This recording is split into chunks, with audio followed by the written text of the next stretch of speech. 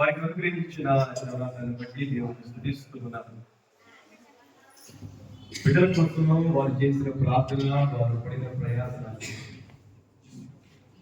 Jonathan, Josna ఇద్దరు కూడా మా సంఘానికి వస్తూ ఉంటారు.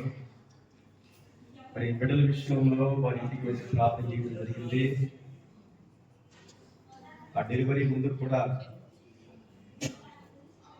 చాలా భయపడ్డారు కూడా, ఏమవుతుందో ఏంటో అని. దేవుడు నిజంగా వారిని ఆశీర్వదించి వారికి మంచి బిడ్డలు దయచేశాడు. దేవుని యొక్క వాక్యంలో దేవుడు కదా, కష్టపడితే వచ్చే ఆశీర్వాదాలు ఉన్నాయి, కష్టపడకుండా ఈజీగా వచ్చే ఆశీర్వాదాలు కూడా బైబిల్ గ్రంథంలో ఉన్నాయి. మనం కూడా అంతే కదండి, కష్టపడితే వచ్చే ఆస్తి లేదు, కష్టపడకుండా వచ్చే ఆస్తి లేదు. కష్టపడకుండా ఎలా వచ్చింది? అది ఈరోజు మనం చదివి అదే ఉంది. యెహోవా ఇల్లు కట్టించని ఎడల దాని కట్టువారి ప్రయాసంలో, యెహోవా పట్టణమును కాపాడని ఎడల దాని కావలి కాయువారు మేలుకొని ఇటుట వ్యర్థమే అని రాస్తూ, తన ప్రియులు నిద్రించుచుండగా ఆయన వారికి ఇస్తున్నాడు కుమారులు యెహోవా అనుగ్రహించు స్వాస్థ్యం. అంటే ఎంత కష్టపడి వచ్చిందో స్వాస్థ్యం? తల్లిదండ్రుల ద్వారా వచ్చే స్వాస్థ్యం మీరు జాగ్రత్తగా ఆలోచన చేయండి. దేవుడిచ్చే స్వాస్థ్యం కుమారుడు యెహోవా అనుగ్రహించే స్వాస్థ్యం అంట. బైబిల్ గ్రంథంలో సింపుల్ గా వచ్చే ఆశీర్వాదం ఏంటంటే నీతిమంతుల్ని జ్ఞాపకం చేసుకోవడం. మనం ఎవరిని జ్ఞాపకం చేసుకుంటాం? మనల్ని ఎవరైతే బాధ పెట్టారో, ఎవరైతే మనం తిట్టారో, ఎవరైతే మన గురించి చెడుగా మాట్లాడారో ఎక్కువ వాళ్ళే జ్ఞాపకం చేసుకుంటాం. వాళ్ళని జ్ఞాపకం చేసుకోవడం వల్ల ఏమొచ్చింది? మనకి కొత్త కొత్త రోగాలు వస్తాయి. బట్టి పేరు అసహ్యత పుట్టించును అని బైబిల్ చెప్తారు. అంటే బైబిల్లో ఉన్న ఆశీర్వాదాలు, ప్రతి ఆశీర్వాదానికి కూడా కొన్ని ఆజ్ఞలు ఉంటాయి. ప్రతి ఆశీర్వాదానికి కూడా అవేంటో మనం బైబిల్ గ్రంథంలో జాగ్రత్తగా మనం పరిశీలించాలి. చాలా ఈజీగా వచ్చే ఆశీర్వాదం ఉన్నాయి. నీతిమంతుల్ని జ్ఞాపకం చేసుకోవడమే ఆశీర్వాదం. యేసుక్రీస్తు ప్రభువు పేతురు పత్రిక 3:9 ఆశీర్వాదములకు వారసులకు మీరు పిలువబడిన కనుక కీడుకు ప్రతికీడైనను దోషణకు ప్రతిదోషణైనను చేయక. ఈ మాట ఇంటికి వెళ్ళి మనం చూడండి. ఆశీర్వాదములకు వారసులకు ఈజీగా అంటే దేవుని యొక్క ఆస్తంగా మనకి రావాలి అంటే కీడుకు ఏం చేయకూడదు, దోషణకు ఎవరు ఉండగలరు? మన ఉండగలరా? ఎవరైనా వారి చెడుగా మాట్లాడితే వారికి మాట్లాడుతూ ఉండగలరా? కానీ దేవుని వాక్యం సెలవిస్తా ఉంది ఏం చేయాలంటే వారిని దీవించుడి. మనం దీవించాలి. ఈ రోజు మనం చదివిన వాక్యంలో కూడా దేవుడు శ్రేష్టమైన ఆశీర్వాదాలు ఇస్తాడు. యెహోవా అనుగ్రహించు స్వాస్థ్యము. కారణం ఏంటంటే వారు దేవుడిని ప్రేమించారు, దేవుడి మీద ఆధారపడ్డారు. ఈ రోజున దేవుడు వారికి కార్యం చేశారు. దేవునికి మహిమ కలుగును గాక. ముఖ్యంగా ఈ క్రిస్మస్ దినాల్లో ఉన్న దేవుడు మనకు బిడ్డల్ని ఎదుగుతా ఉన్నాడు. మనకి చాలా ఆశలు ఉంటాయి. మన బిడ్డలు చదివించాలి, అలా చేయాలి, ఇలా చేయాలి. దేవుని యొక్క వాక్యంలో గొప్ప గొప్ప వారు ఉన్నారు. ముఖ్యంగా ఈ క్రిస్మస్ దినాల్లో మనం ఒకసారి ఆలోచన చేస్తే దేవుని ద్వారా ఈ లోకంలో గొప్పగా జన్మించిన వారు. ఉదాహరణకి ఇస్సాకు. అబ్రహాముకు దేవుడు వాగ్దానం ఇచ్చాడు, కానీ అబ్రహాము వయసు శారా వయసు. కానీ దేవుడు వాగ్దానం నెరవేర్చాడు. వాగ్దానం చేసిన దేవుడు నమ్మదగిన దేవుడు. ఇస్సాకు కూడా అంతే. ఇస్సాకు కూడా ఎందుకు గొప్ప వ్యక్తి అంటే అక్కడ రాయబడిన మాట ఏంటంటే ఇస్సాకు తల్లి పేరేంటి? సారా శారా. ఓకే, శారా గొడ్రాలు ఉన్నాయి. ఆ తర్వాత ఇస్సాకు యొక్క భార్య రెక్క కూడా గొడ్రాలు అంటే అర్థం ఏంటంటే పిల్లలు కనే శక్తి లేనిది అనేబుల్ టు బేర్ చిల్డ్రన్. అంటే ఇక వాళ్ళకి పిల్లలు పుట్టే అవకాశం లేదు. అయినా వారి గురించి వ్రాయబడిన మాట ఏంటంటే ఇస్సాకు ప్రార్థన చేశాడంట. ఆమె గొడ్రాలు అయినప్పటికీ కూడా ఇస్సాకు చేసిన పని ఏంటంటే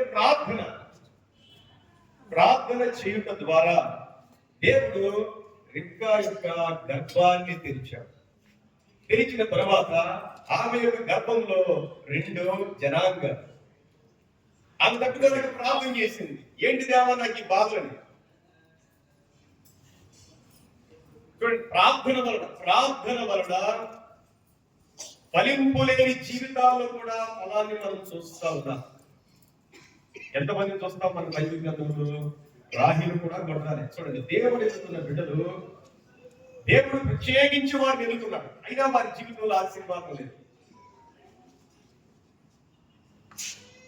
దేవుడు ఆమె ప్రార్థనను ఆలకించి దేవుడు యోసేపును బెన్యామీన్ని దయచేశాడు. దేవుడు ఎందుకు వారికి బిడ్డలు దయచేశాడు? మనోహ దగ్గరికి వచ్చేసరికి దేవుని దూత, యెహోవా దూత మనోహ యొక్క భార్య యొక్క ద్వారా సంసోను యొక్క తల్లి యొక్కకు వచ్చి ఆమెతో మాట్లాడటం మనం చూస్తా ఉంటాం.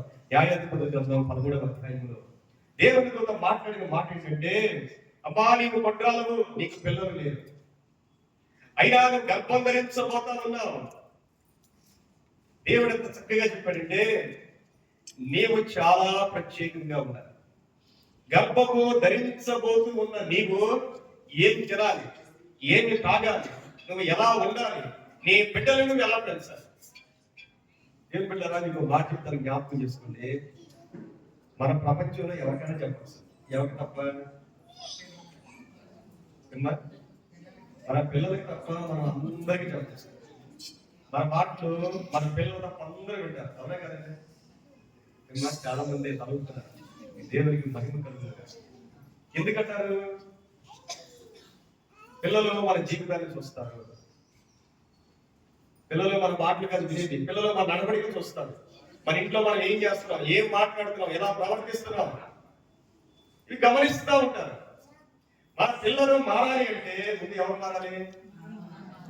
చెప్పండి సరే. బాలుడు నడవవలసిన త్రోవలు నేర్పించమంటే నేర్పించడం అంటే అర్థం ఏంటి? మాదిరికరంగా మనం జీవించి చూపించాలి.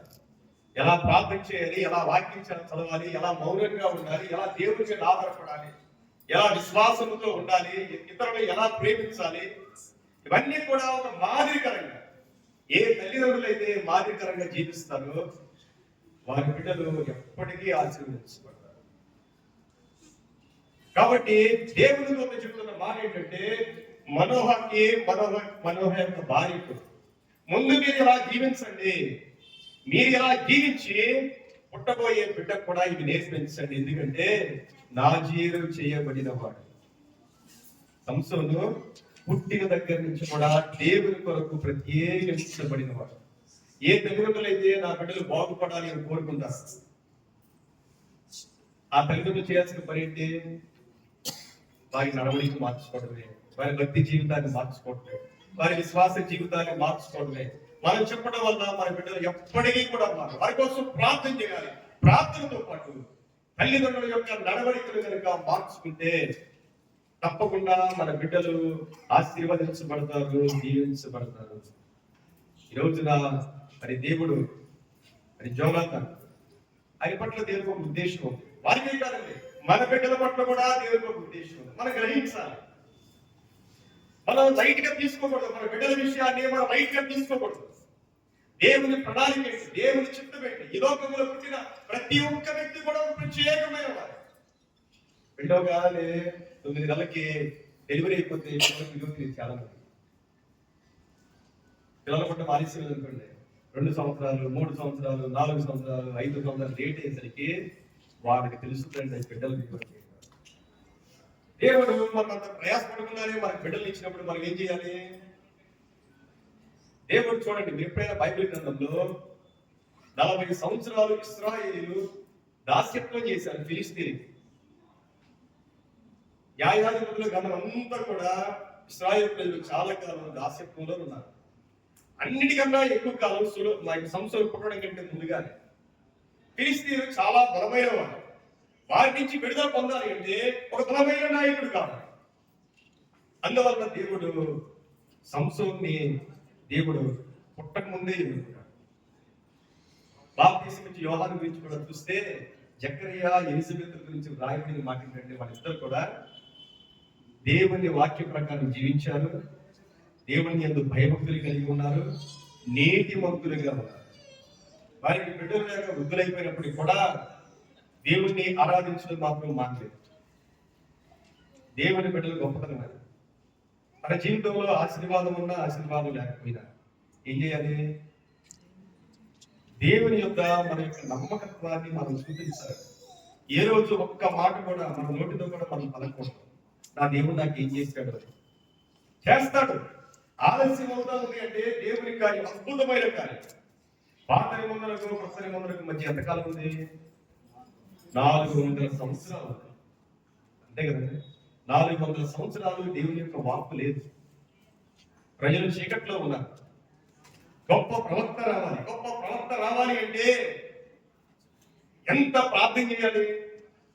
పెళ్ళవగానే పిల్లలు పుట్టలేదు కాబట్టి వాళ్ళు ఎంత ప్రార్థన చేస్తున్నారు? ప్రార్థన. అందువల్ల అంత అభిషేకించబడిన బాప్తిస్మం ఇచ్చి యోహాన్ని దేవుడు వారికి దయచేశాడు. మనకు కూడా మన బిడ్డల విషయంలో ప్రార్థన పరులుగా ఉండాలి. వాక్యాన్ని మనం ధ్యానం చేసే వారిగా ఉండాలి. మన నడవడికను మనం మార్చుకోవాలి. ఈ రోజుల్లో యవన బిడ్డల కన్నా పెద్దలే సరిగ్గా ఉండట్లేదు. అదే కదా, మన బిడ్డల కన్నా మనమే సరిగ్గా ఉండట్లేదు. మనం మార్చుకోవాలండి. వారి కోసం చాలా విషయాలు మనం మార్చుకోవాలి. దేవుని మనం సమర్పించుకోవాలి. తప్పకుండా దేవుని వాగ్దానం 1000 తరాలు దేవుని ఆశీర్వదిస్తున్నాడు. 1000 తరాలు. ఒక భార్యాభర్తలు ఇద్దరు కూడా దేవుని సన్నిధిలో యథార్థంగా ఉంటే ఒక తరం యొక్క ఆశీర్వాదం కాదండి, 1000 తరాల ఆశీర్వాదాన్ని దేవుడు దయచేస్తాడు, వాగ్దానం చేశాడు. మరి ఇందాక ఫ్రాన్సిస్ గారు చెప్పారు, ఫ్రాన్సిస్ సంఘంలో పరిచయం చేసేవాడని. ఇంకా మరి అది ఎక్కడికి పోవాలి? దేవుని సన్నిధిలో మనం ఏది చేసినా, ఏ వయసులో చేసినా ఆ ఆశీర్వాదాలు మన జీవితాన్ని ఎప్పుడు వెన్నంటే ఉంటాయి. ఈ రోజు మరి ఎంతో సంతోషకరమైన ఆశీర్వాదకరమైన ఒక చిన్న కుటుంబంగా దేవుడు శాంతి స్వరూపుని జోస్తాన్ని దీవించి మరి జోనాథాన్ని ఇచ్చి కుటుంబాన్ని మరి సంతోషంతో నింపాడు. తండ్రి కుమార పరిశుద్ధాత్మ త్రియేక దేవుడు ఈ కుటుంబాన్ని ఇంకా దీవించి ఆశీర్వదించాలని, చేరి వచ్చిన మిమ్మల్ని కూడా దేవుడు దీవించాలని కోరుకుంటూ దేవుడి కొద్ది మాట దీవించి ఆశీర్వదించిన గాక చిన్న ప్రార్థన చేస్తాం. ప్రభువాది వందనాలు. నిన్న మాటలు మా యొక్క హృదయంలో ఫలింపచ్చి యేసయ్య నామములో వేడుకొని ప్రార్థిస్తూ ఉన్నాను తండ్రి. కన్ఫ్యూజ్ అయిపోతున్నాయి జనాలు. ఎలా చెప్తున్నారు, ఎలా చేస్తున్నారు అని చాలా కన్ఫ్యూజన్ వాళ్ళు చోటు చేస్తుంది. కనుక పేరెంట్స్ యొక్క మోడల్ లైఫ్ అనేది చాలా ప్రాముఖ్యము. కనుక కొడుకు కానీ తన భార్య కానీ ఒక మాదిరికరమైన జీవితం. ఇప్పుడు నా పేరెంట్స్ అందరూ కూడా పిల్లలకి ఒక మాదిరికరమైన జీవితాన్ని మరి మనం కనుకొచ్చినట్లయితే దేవుడు వారి పట్ల కలిగిన ప్రతి ఉద్దేశాన్ని మరి నెరవేర్చే విషయంలో దేవుడు మనకి జ్ఞానం దయచేస్తాడు. అట్లా వారిని కూడా అలంకరించే అవకాశం మనకి ఉంటుంది. సగం వాక్యాన్ని అందించిన పాస్టర్ గారికి తెలియజేస్తాం.